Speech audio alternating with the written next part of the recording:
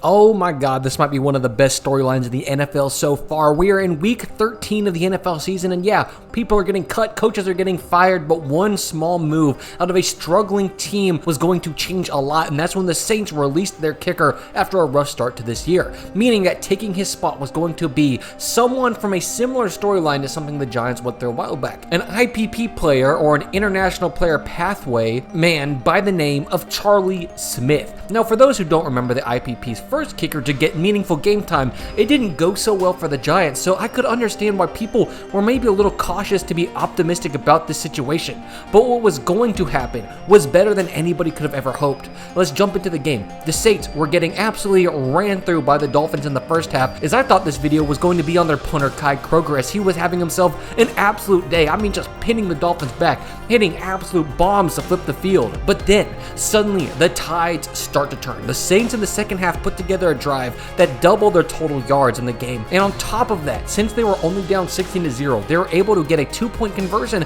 and all of a sudden they were back in the game. But that would be all the momentum they would have for a while until they do something that would be considered insane.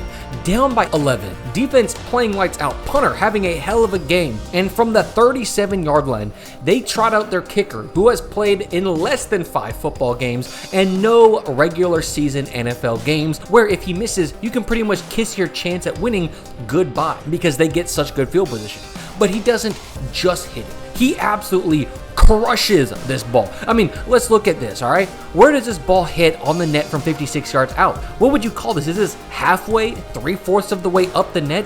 What would this be good from? 65 to 70 yards, somewhere in that range? That is insane for his first official kick. And is it important? Well, look at this. Now, the Saints come back out, get a stop, and have a chance to tie the game up with a 2-point conversion. But wait, things go south. That 2-point conversion goes the opposite direction, and now, instead of tying the game up, they're down 4 points, which is a disaster, but one man could potentially save them, that man being, you guessed it, Charlie Smyth, who, while I'm sure has taken a ton of field goal reps, surely has not taken nearly enough onside reps, and we get to see him set it up, and it's already a strange setup. I've never seen it look like this before. He has the ball sort of resting and leaned up on the tee, okay? Now, my guess is it just going to expose more of the ball, let him put a little bit more heat on it without that thing getting too out of control, but that's just the hypothetical. When we get to the reality of him hitting it, he hits it absolutely brilliantly. Yes, the ball gets touched early. Allegedly, they say it hit a Dolphins player. That was the call on the field. I'm not even going to try to defend nor debate it, because regardless of the poor execution by Smith's teammate, it does not negate how perfect of a kick that this was to keep them in the game, where a few plays later, they should have won on this catch, but of course he drops it. But him coming out, hitting a clutch must-make field goal from 56 yards out, absolutely piping it, and then turning around and hitting a frame-perfect onside kick. Oh yeah, Charlie is going to be a problem in the NFL. What a freaking debut. Charlie Smyth, a first-year international.